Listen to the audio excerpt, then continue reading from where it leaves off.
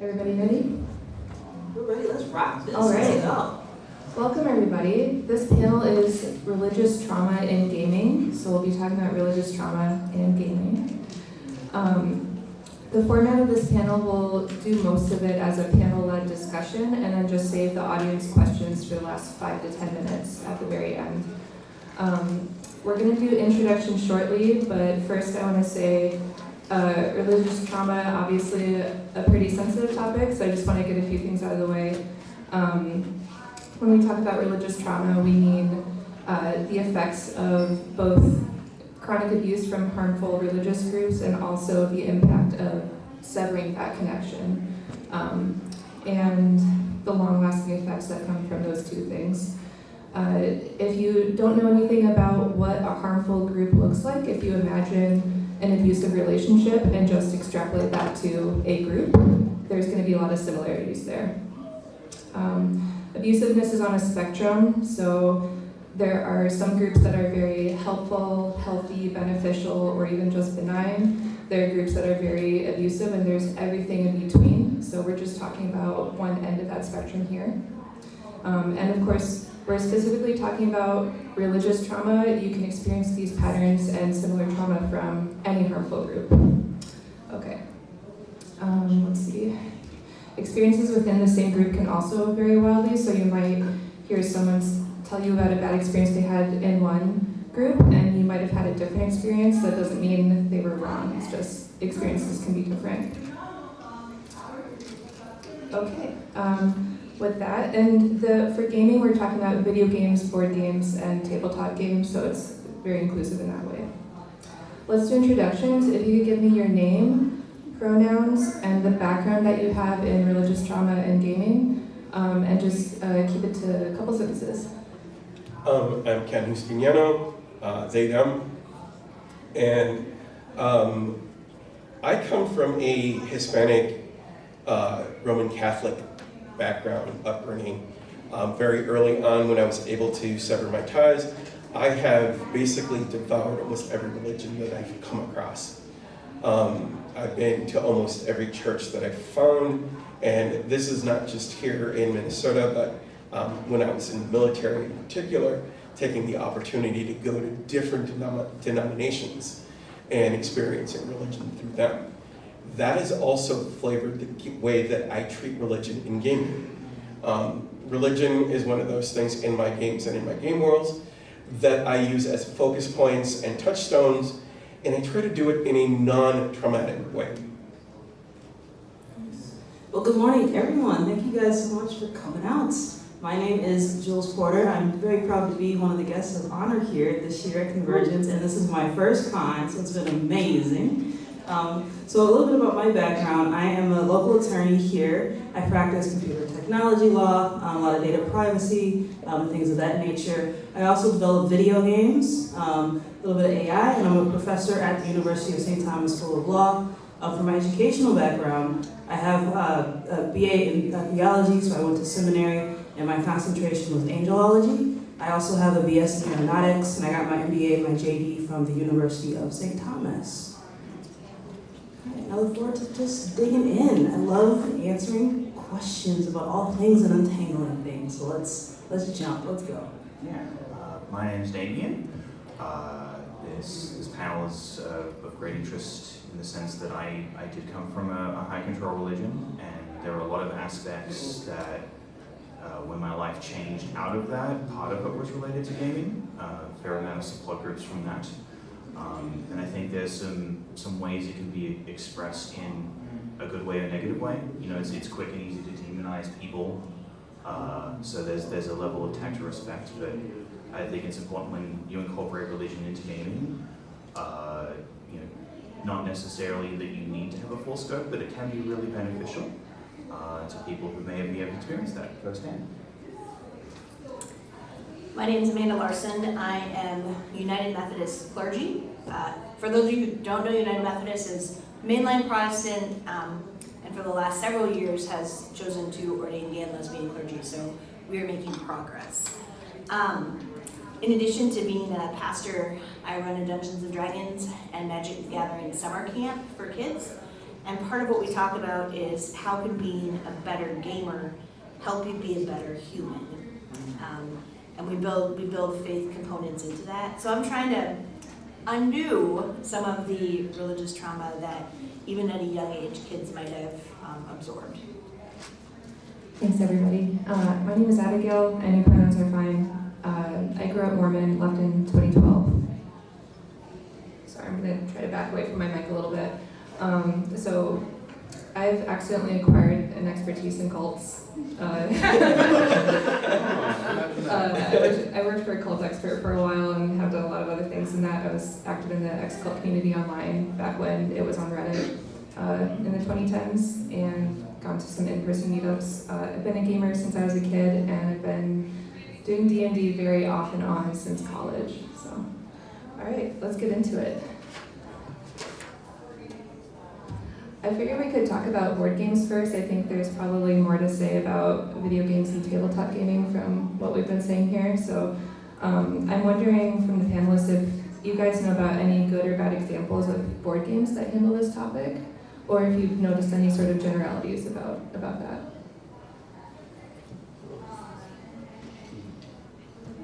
I'm the video gamer, so I'm out. That's perfectly fine. That's why I figured we'd get this one out of the way first. I'm just thinking It's okay, I don't touch video games, so.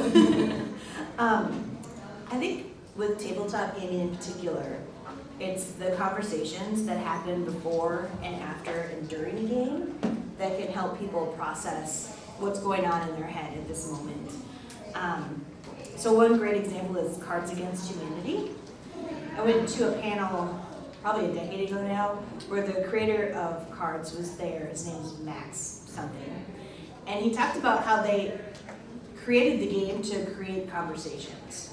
And in this game, you can be a really bad version of a human, but you can also have really good conversations around the choices that you made in putting those cards out there and being able to explain some of that.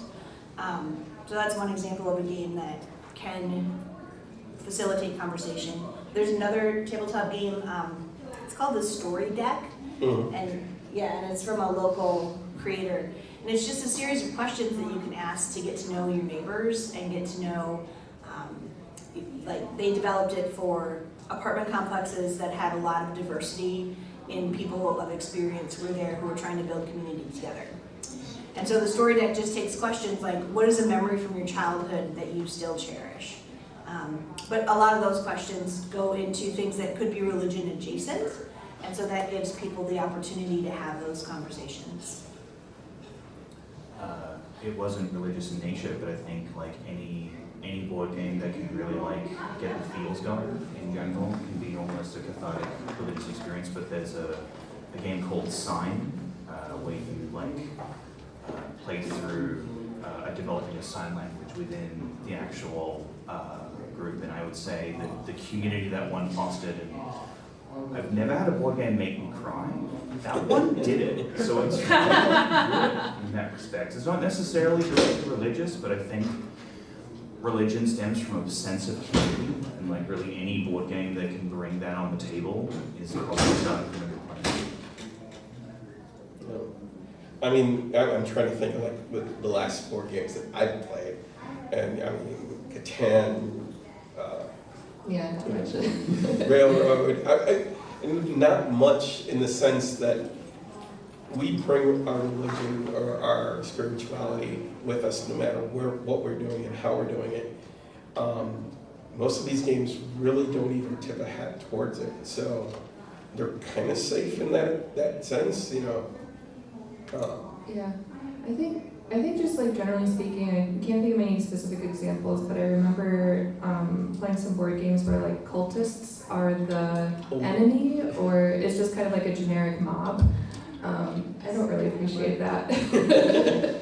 I think something that dehumanizes that experience is never a good thing, and I think it also creates the illusion that cultists are kind of people who are in a harmful group are kind of this weird, separate, abnormal thing. They're often depicted as grotesque or wearing weird clothing or something, and I think adds to the myth that normal people can't be sucked into something like that. Yeah, let's move on to the better topics. Should we talk about video games first?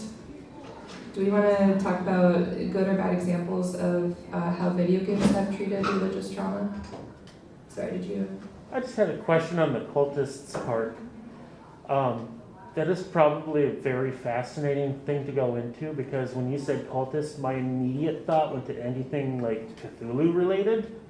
So like some of that like Yeah, and very those games are really extreme, big. exaggerated. Yeah. And then I was like thinking, it's like, well, there's also like Scientology, and then it's like, then you said like regular people can be sort of sucked Regular into people, yeah, so harmful groups who want to exploit people for their time, their money, their labor. So they need people who are functional, who have skills. Those are the types of people that these groups target. So, yeah, thank you. Yeah, do you guys want to talk about any video games that you've played or created that are good or bad examples of how games can treat religious trauma? Yeah, I think it might be good to just explore the concept of religious trauma as we're answering the question, perhaps. So, for instance, I believe in all cultures, no matter how remote the civilization, it seems like we humans have definitely found religion everywhere. Or we look up, we look around us, we observe nature, and it seems like we have something within us that we feel has drawn us to believe that there's something out there that's greater than us, that connects us. And whether we call that the universe, or God, or who we create, or form deities, or we are, called by that power to learn more about it. It seems like we've always felt this connection of something a little bit greater and beyond what we are. And I think there's many different concepts that try to define that. So for instance, you have in psychology, right, it's called the collective unconscious. It's the things that are passed down from human to human, kind of like in the womb, in our genetic code, that sort of help guide us, that sometimes we'll call instincts, where we get these feelings, right?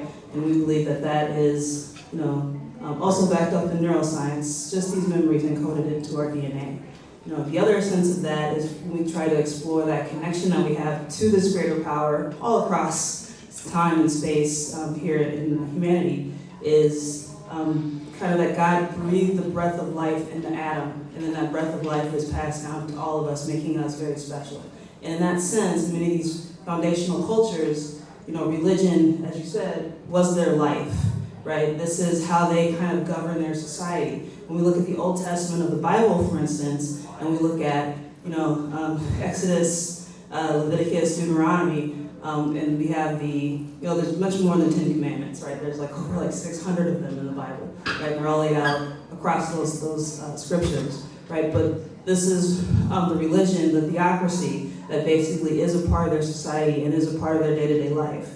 And so the religious trauma comes when something happens that really uproots us kind of sharply at times, from that core identity of who we are day to day, as part of our religion or our faith or our understanding of our place in this greater universe.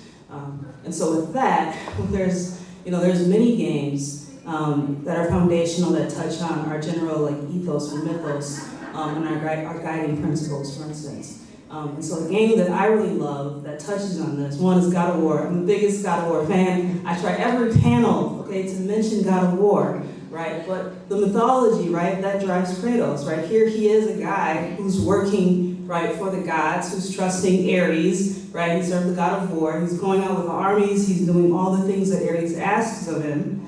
And then all of a sudden, when he wants to kind of stop, they have him, in order to test his loyalty to make sure he's really true, right? Ares kind of curses him for a minute. He goes to this place. He slaughters everyone, even the women and children, and that includes his wife and daughter who were in the temple, right? And so then he says, what?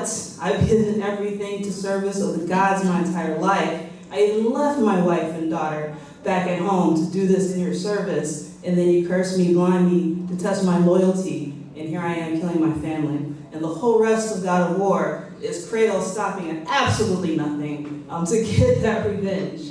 And then also the cost of that revenge, right? But that comes from, right, that uprooting or that deep trauma of, I've served you and I did my best, and how dare you do this to me? And I think that's a feeling that permeates throughout many cultures, and there's many games. Hellblade Senua's Sacrifice is another. And I'll stop talking now, and let somebody else chime in. But that, Hellblade, we can come back to Hellblade after other people chat, because that one is all about religious trauma, from It's a great beginning to end. example. Yeah. No, God of War is one of those stories that is so iconic. It's an archetype. It's the hero trying to redeem himself from what he perceives as being wronged. You know, and you're taken along in on this ride where you get to be violent, you get to be focused, and you get to at some points even cathartic, because you feel like he's been, you know, he has been wronged, and he's been wronged by the gods. Continuously. Yeah. Like, even throughout his journey, they're still trying to manipulate this guy. And that's why, you know, when you cross Kratos' path, you're done, right? You know, No matter what, you're done. But the thing is, the reason that we feel these things is because at some point in some part of your history, of us, the player of the game, we've encountered these things in I won't say the religion, but the mythoses that we buy into. My wife and I refer to religion as the mythology that you use to get along, you know, to get by in life. People tell themselves stories to explain how things are supposed to go. And when they break, it's because you were either weak or something extraordinary happened and I wasn't able to accomplish.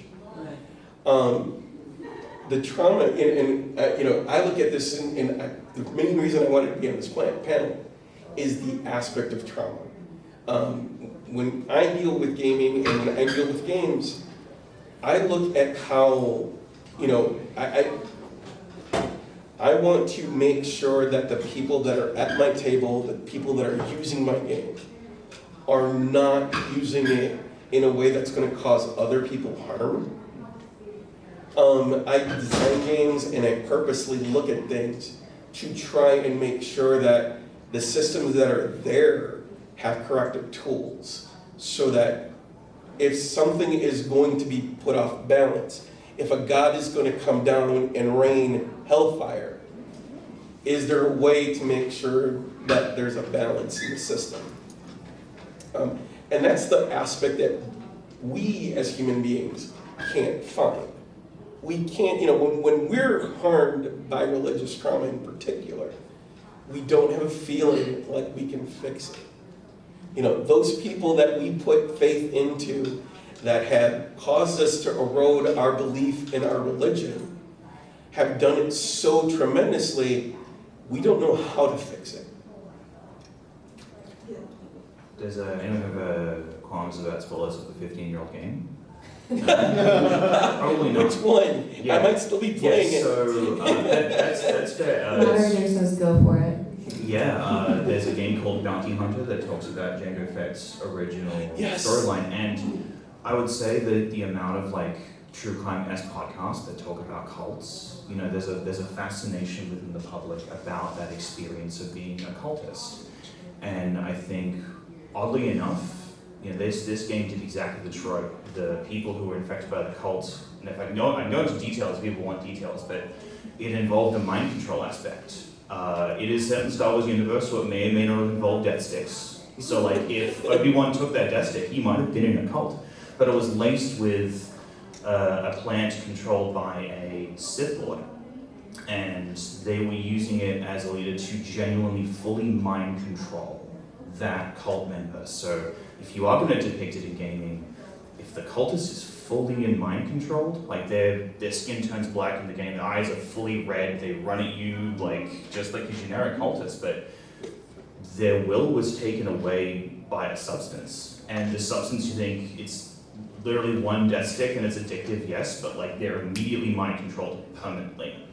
And if you fully take away their autonomy as a cultist, you identify that it's coming from a leader, and that evil and that control is coming from a place, rather than the person being depicted as someone bad they are being controlled. And see, when it comes to like games, I understand that that's the mechanic. But I have problems with that kind of ideology or crutch system, because you have to make the decision to take the drug. Yeah. You know, and when I do role-playing games, that is the thing that I am trying to focus on and enforce, is that portion of the process where they're making that decision. It was secret. It's like they were buying a packet of cigarettes or drugs from a local person. They had no idea it was laced. It was laced. Yeah. Oh, kind of like the Joker Yeah. happy gassing everybody. They had without no their- idea. These people buying death sticks, just trying to find a good time. No idea they're about to join a cult. No clue. Yeah, I think in general with any harmful group, including religious cults, the question of choice and free will and informed consent get a lot more complicated when you involve manipulation, coercion, deception. Did you have anything to say about video games? I don't. Anybody else? Yeah, I wanted sorry. Jump in one more time, because there's Asura's Wrath. I'm not sure if anybody's played that game. It was made by Capcom for the PlayStation 3. It was fantastic. Anyway, Asura was one of the 7 generals who basically served this community of kind of like people, humanoids who are also kind of machines on the inside.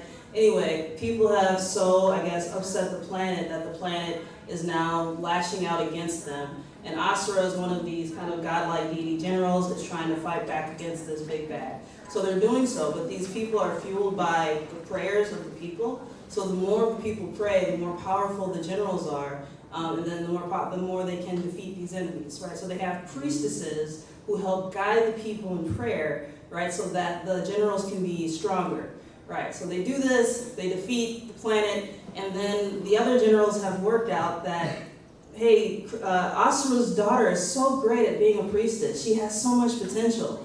But Asura, he's such a stickler, he won't let us exploit his daughter. So let's kill him and his wife, so we can then imprison and exploit his daughter. I'm kind of glad I've not played this game. Yeah, so this is what's going on in this game, right? So then they ascend to become these 7 deities, right? And they all represent a different thing. So there's wrath, there's lust, there's jealousy, melancholy, they all represent pride, one of those different deadly sins, but they're calling themselves the 7 deities, right? So they kill Asura.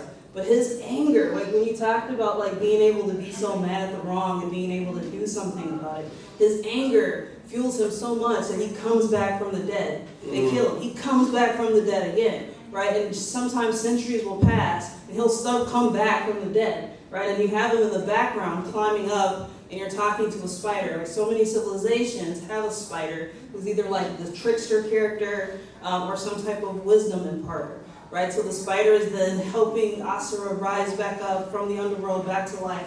And he does it again and again and again until he's able to take out every single one, right, of those people that imprisoned his daughter and then saved his daughter. And then you realize, oh wait, this wasn't it. There was a bigger bad. There was an ultimate creator. And this person wanted to put me through this so that, right, he could test me so I could take his place. But he hurt my daughter. No. Right? And you have in the background the tears of his daughter. And whenever he hears anything that reminds him of the tears of his daughter, he kind of like rages out. There's one point where this one of the gods becomes so big, I think this was the god of gluttony, and then his finger is coming down, right, in the atmosphere as this huge comet, right, and then he just crushes and pushes Asura like all the way down to the middle of the earth. And Asura still climbs back up, right, and still kills that guy because he's so frustrated.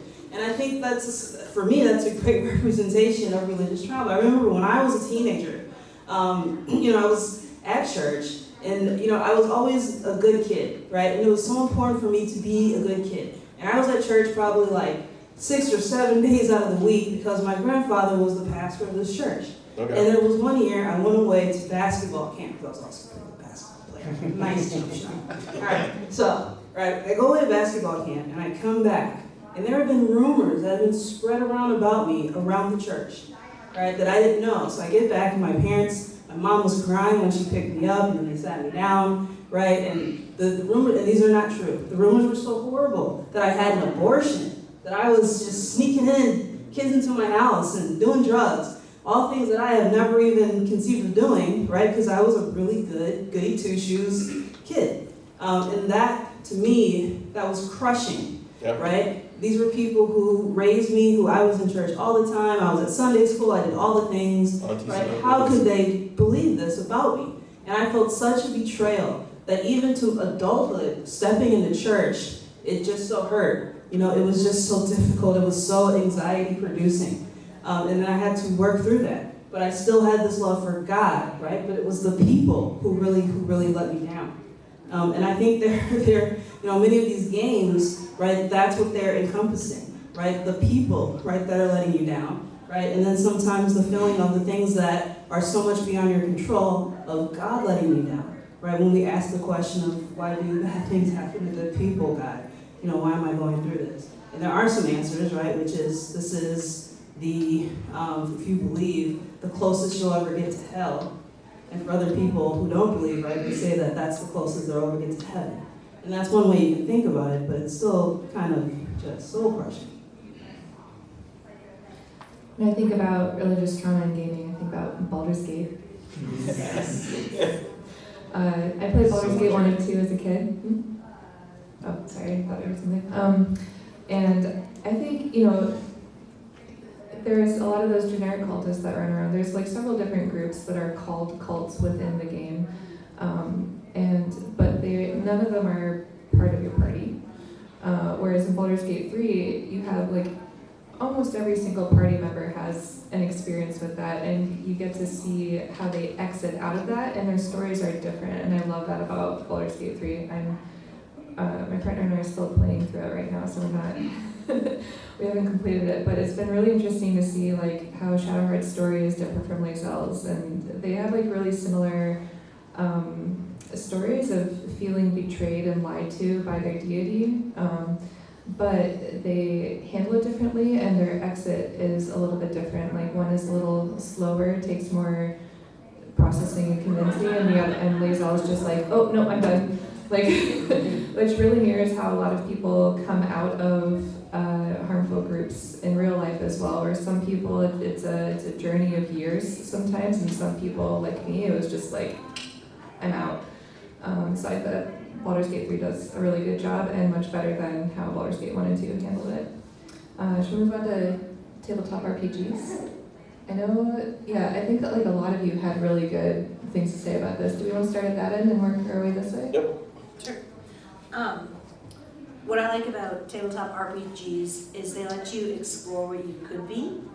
So if you've grown up in a tradition that tells you you can't do this, you're a girl, you can't do this, you can't be this, RPGs let you go in that direction and see what that's like. And maybe then find routes that you can do the things that you were told you can't do. On a personal level, like growing up in the religion specifically, it was very much like this is the only place good people can be found, and there's nowhere else. I had a lot of friends who, we growing up undiagnosed autistic, kind of shattered the world outside of it, being like there's a world outside, there's a world in the church, there's like a divide between the two. And friends being nothing but kind threw a brick through that, being like, these can't be true anymore. One's true, one's false. Which one is it? Took me a while to acknowledge that, but with friends being really inclusive with gaming, like it just speaks to that part of like, hey, there could be good people outside of there, and someone's going through that, even if they've gone out of it, finding a gaming group to rebuild. If you've come at it, whether it's a high control origin or toxic relationship, whatever it is, gaming can rebuild your networks, and it's really helpful. Oh, go ahead. Yeah, I was going to say, I don't have, the greatest experience or the greatest amount of experience when it comes to digging into games and analyzing them for religious trauma. But I will say the sense of tabletop tabletop games, bringing families together. Right? That's one of the things always, whether it's like playing some dominoes, you know, with my family, or a little bit of spades, or playing some Monopoly or Scrabble, right? It's taboo Not is a Monopoly. big one. Right? Not Yeah, no, for Monopoly. you, Monopoly, it's not your family, y'all were like, See, my family's a little bit more civil, okay? We're okay. We're okay trading, we're okay letting little kids win, because that takes the pressure off the adults, you know. But yeah, I mean, but how that does build community, even things as simple as Uno, right? Because it just gets people around talking, communicating, and interacting with one another. And I think, you know, that is a very positive, you know, thing. I told a story during the game building panel. Yeah. My mom was the first person who taught me how to build a game. She took Monopoly, which was cutthroat for my family. I mean, we would cry because my dad would crush us so hard. She turned Monopoly into a more agrarian, or not agrarian, but more egalitarian type of game, where we had more cards that were added to the deck that did things for the community, that did things for you win something because you helped somebody, that kind of thing. And it turned, it's like it made the whole thing about the rental properties and the animosity that's built in because of the bank so much lesser, and we could actually play the game again. And I mean, honestly, it wasn't until like about 10 years ago that I got clued in that this is where my love for game making came from, is watching my mom go, nah, you know what, that game sucks for my family, I'm going to do something about it different. But in relations to trauma and family building, or I should say relationship building, tabletops give you the opportunity to create a tribe around something that you all can come together. It also gives you a safe space to talk about things with a group of people. It's therapy. It's cheap form of therapy. And if you have to set up boundaries and barriers to begin with, but if you all accept those, there can be some real healing that goes on around a gaming table. Can you talk a little bit more about what kind of boundaries and barriers, like some more specifics about that? Things that might be helpful if someone out here is leading a campaign? Some people call them lines and veils. Veils are things that you kind of will do, that you're okay with. Lines being hard stops.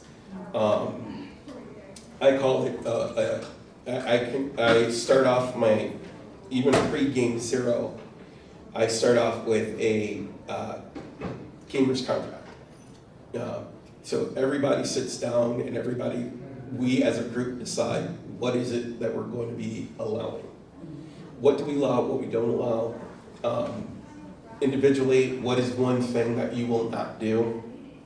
If I, as the DM, bring it up, this will cause me to leave the room. I want to know this. And you don't go into it deep. You don't start breaking down why they had that trauma. But you give people the opportunity to speak up and say, I don't like this. As a very early GM, I did just the opposite. I would use trauma and triggers in games to force people into creepy feels, because, that would juice me because they were feeling uncomfortable. As an adult, I come to understand that isn't comfortable for them, and that's not going to make them want to stay in the game. My goal as a storyteller, as a GM, is to make the game as inviting and as fun as possible, so you'll come back for the next session.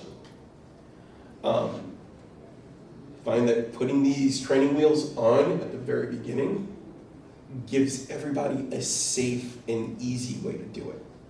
And then is there any, like, if something comes up later, like, how would you handle that? There is a form of line management that was brought by Japan when Japan came over and started building cars here in the United States, called Kaiser. In Kaiser, anybody can stop the line, and you stop, you analyze, and you move forward. I use that. If at any point in the game you feel like something got triggered, you stand up and say, I'm triggered, walk out. I'm not doing this, walk out. And if that happens, everybody at the table knows we take a 20-minute break. I go talk to the person, see if they want to talk to me. I have some, if they don't want to talk to me, who will they talk to? And hopefully they've built a rapport with somebody in that group that they're willing to talk to them. Once they've talked and that situation has been somewhat handled, we then see if the person wants to come back, and then we talk in the group. Because the thing is that, a traumatizing event like that is traumatizing for the person because you triggered them, but it's also traumatizing to us because you just left the group. So you just disrupted what we were doing. To have some closure in that, we need to talk.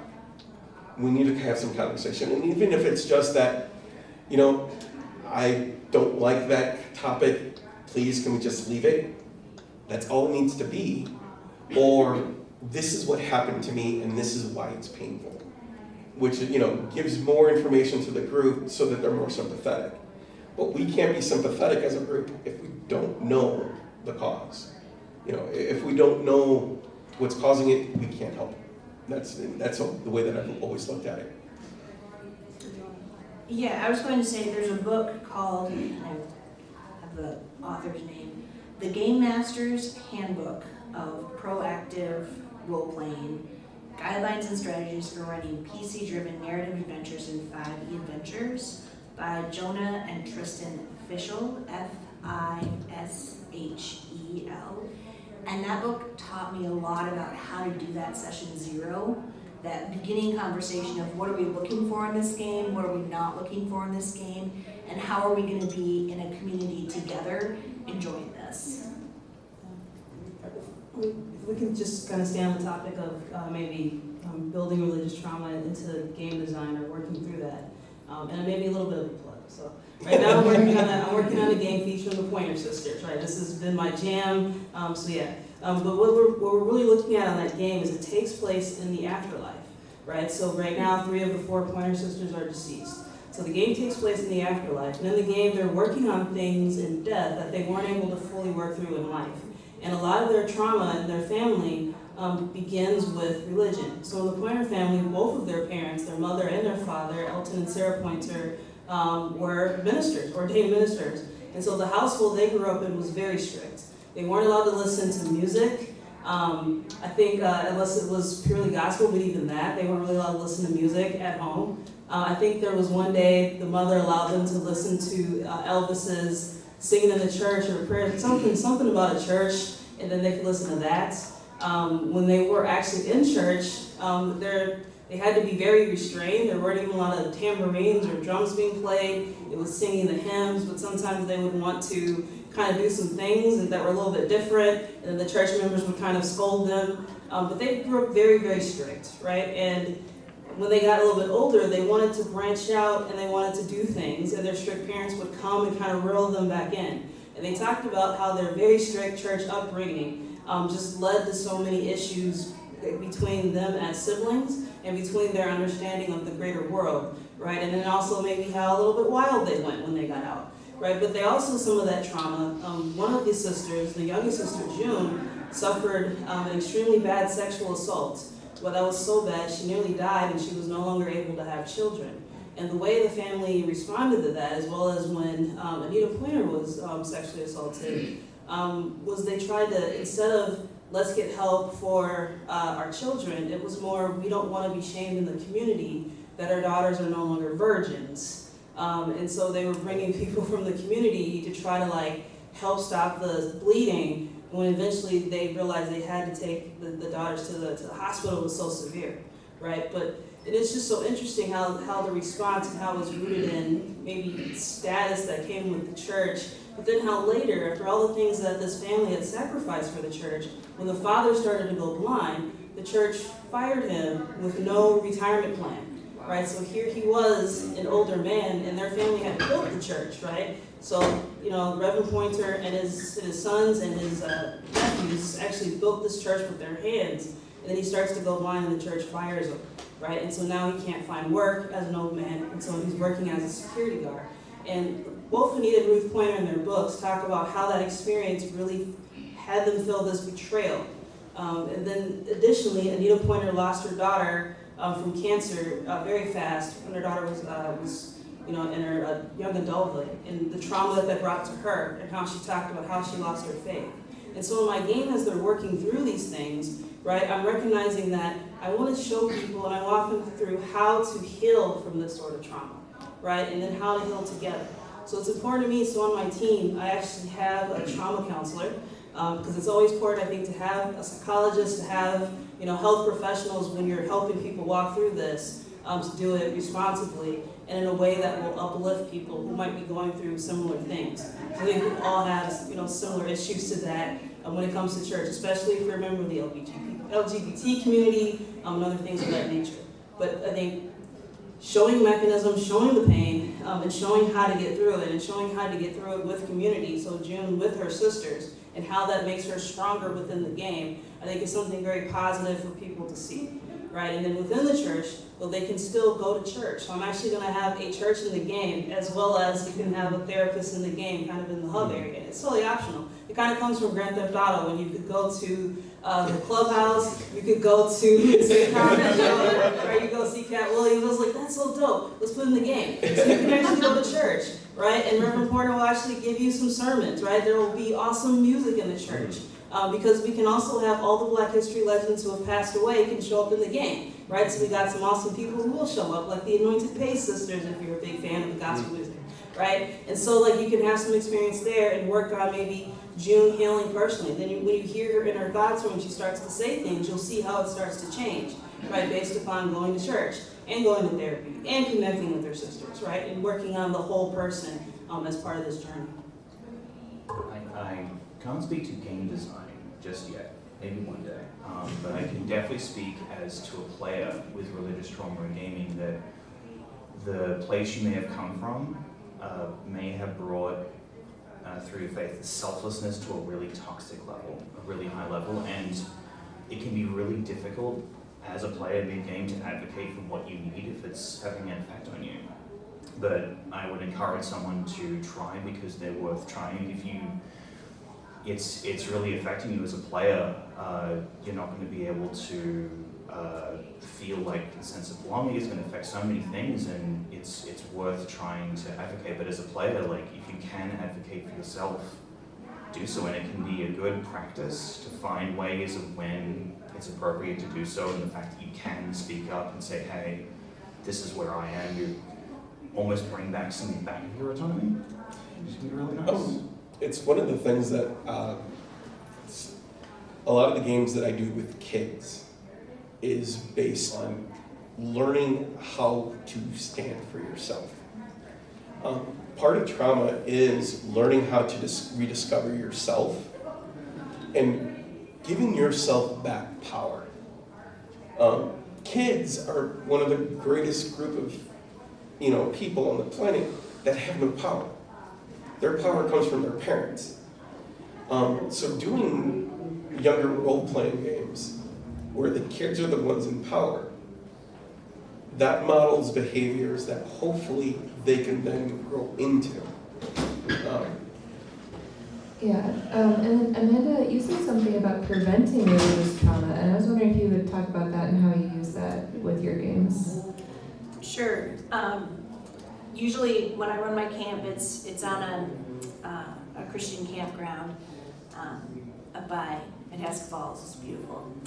And it is intentionally designed so that some of the kids who come to it probably already know they don't like religion, but their friend said, hey, I'm going to D&D camp, do you want to go? And so the very base level of what I try to do is show them that religion doesn't have to be the thing that they don't like. So, I'll have a kid who will sit down and he'll say, well, I'm at this camp, but I don't believe in God. And so I'll say, okay, that's fine. But maybe later in the week I might ask them, so tell me more about this God you don't believe in, because I probably don't believe in that God either. And then try and help them get a broader perspective on what religion could be, rather than trying to force them into, this is exactly what's right, giving them more of a set of options and different ways that they can continue to explore. With the 3 rules that we kind of create as a camp, that are designed to help you be a better gamer and a better human, there are things that can be applied whether you're religious or not. One is do no harm, one is do all the good you can, and the third is stay true to your values. And so helping kids figure out what their values are when they're so clear that it's not that. Just because it's not that doesn't mean you don't have values that are shaping you. So there's some of that work of trying to give them from a younger age the ability and permission to explore what's out there. Okay, I have one more question, and then also if there's anything else you wanted to say that we haven't talked about yet, you can include that with this. I was wondering if you have any advice for people as a game player, video game, board game, tabletop, any type of game, if you do have religious trauma and you're playing a game and you feel those triggers from the religious trauma, do you have any grounding techniques, any other advice you might have for a player who's experiencing that? And also anything else you want to say before we go to questions? Do we want to start? I would want someone to say, you seem upset. Do you want to tell me about what's going on, or do you just want to be upset? And give me the option to talk about it and the option to not. As a player, it's gaming is it's a form of connection, and when you've come from a place where those connections can be either good or bad, or you've come from a place that's had some traumatic connections, feeling out where that is between the person playing games with, or with friends and family, or wherever it is so important. You can push through it alone, or you can involve the people you're playing with for what you need to play games. And especially with a lot of religious trauma can affect loss of family or friends, that can really not necessarily fill holes, but give you the autonomy to know that you can rebuild those connections through gaming, and it can be really beneficial. I would say, for me, one thing that I definitely made a mandatory part of my life is 30 minutes of joy, right? So I have a very busy life, a very busy day, but I make sure no matter what's popping off, that I take time in 30 minutes of joy. Sometimes I could be playing around at Hades, or I can be just walking my dog and having a good time. So I would say, whenever, the game might be, triggering some trauma, turn it off, put it down, right? And go do something that brings you joy, right? And then, find the people that you love and you trust, your person, and maybe talk and process and unpack that. But definitely make sure you're keeping that healthy mindset. Finding joy is important. When it comes to religion itself, the piece of advice I give most younger people and most people in general, your religion is yours. You get to define it. You get to talk to your gods. And it's one of those things that's like, yeah, and I say gods, because I believe in all of them. And I will yell and scream and bitch them all out. And I will praise them and give them thanks. But it's on my terms. So make it your own terms. Oh, and also legally, if for anybody experiencing any employment discrimination, right? It's based on religion, right? So religion is defined as just a core set of guiding beliefs and principles, right? So as long as you have that, your employer can't tell you to put something away or do whatever, and no matter how small the group is, right? So even if it's people worshiping Thor, right, and you want to have a Thor something, right, your employer can't tell you that you have to stop that because, right, you could say that that is a religion, that is where, you know, you base your guiding sets of principles and beliefs. Just a little bit of, you know, throw the law in there, a little spice of life. Absolutely. Yeah, I think a lot of like grounding techniques usually have to do with like experiencing a sensation. Like some people are like, oh, put an ice cube on your face. I'm like, I'm not doing that. But another way to think about grounding if you are experiencing being triggered is if you like were in a group and then you left, you're getting triggered back to something in the past, and so grounding yourself in something in the present is helpful. That's why therapists will tell you to use some sort of physical sensation to do that, but you can also, my grounding, yeah, the rubber band thing, my grounding thing is looking at my calendar, looking at my task list, just kind of trying to think about my day and the structure of that, and that is helpful to just kind of bringing me to the here and now. But, okay, do we want to move to audience questions? Yes. So I'm ordained in the Episcopal Church, and we try to varying levels of success to be very affirming.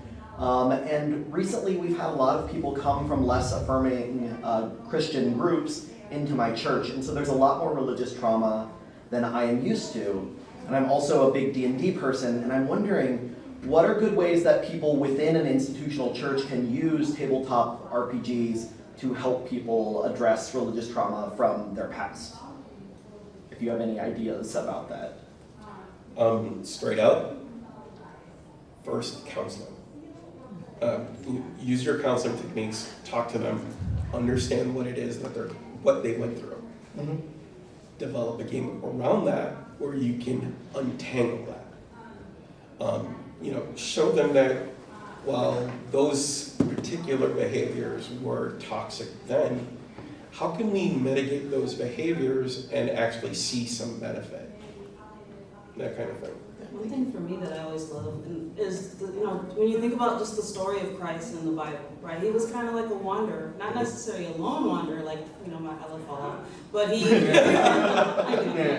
he was a wanderer. He went from place to place, right? And it talked about he went here and healed the multitudes, he went there. But there's also constant stories in the Bible about Christ showing transformative love, right? And that's how he basically got people to join his cause. He met the woman at the well, so he talked to her about water and the healing waters of life, right? And he was able to meet her where she was, and he didn't go around condemning anybody, right? Mary Magdalene, who they say, was the prostitute. He didn't condemn her not one time, right? He was about loving her, right, and saving her soul, right, and being accepted.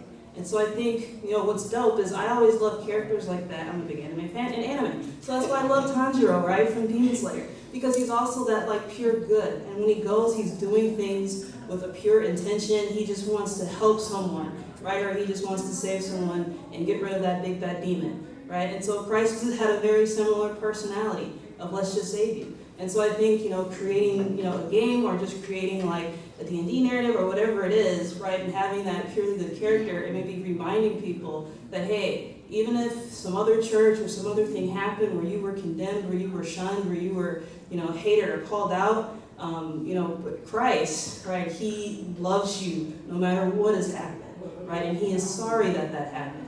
And he wants to love you through it and help you heal. So I think games around narratives like that will be very helpful, and also helpful for people that are causing the trauma, to remind them that you shouldn't be going around condemning people. That is not at all the spirit of Christ if you want to be more like with Christ-likeness. Thank you. I want to talk about the counseling aspect real quick. I will say a lot of traditional mental health training does not address religious trauma. It may address complex PTSD, which I think is the closest thing. But even then, there are a lot of things specific to being in groups like this that a lot of therapists just straight up don't know how to deal with. I want to plug 2 books / 2 people. I really like this book, Healing Handbook for Current and Former Jehovah's Witnesses by Bonnie Zeman. I've gotten to talk with her. She's a really nice lady. She's really great, and I really like this book. And then Marlene Winnell, I don't know if she does it anymore, but she used to hold summer camps for people with religious trauma. And this book is Leaving the Fold. So what I would recommend is look for people who specifically have expertise in these harmful groups and try to learn from them. What are the patterns? How do people get sucked in? How do people, how do they maintain control over them? And what difficulties do they have when leaving? And if you are knowledgeable of those things, you'll be able to help people so much better. Let's go back here. Mark. The core of a good role-playing game is meaningful choices. And the core of a high control religious infrastructure is to remove choices, to constrain choices down to only the things within this narrow band have meaning or purpose, so that you can be manipulated for the benefit of people who aren't you. And so I think the core of any good game, for any purpose, obviously I've seen games about constraining someone's choices to those still within the bounds of the church, making meaningful choices that you as a GM do not have a right answer for. Allowing them to enter into a situation with complex, competing values and needs, like we were talking about, like choosing your values, with competing values and needs, and allowing them to make the moves in that direction. Because the core of religious trauma is constraint, and you're trying to give them a sense of freedom and possibility, and that means freedom and possibility to believe anything, including the things you don't. No, and that's another aspect to that, or I should say adding on to that, is the aspect of possibility. Something that, a lot of cults take away hope, dreams, visions. They want you to feel like they're the only source of light. You got to get them to have their own light. Going back to the hero thing. These heroes are so powerful in anime in particular because they are the shining light. And people that have gone through this kind of trauma, they need to find their light. But I push back slightly, because I would say I wouldn't start with a premise that religion tries to constrain or narrow choices, right? We're Because talking about like harmful religious groups do that. Well, we're not even talking harmful religious Not- groups, we're talking cults.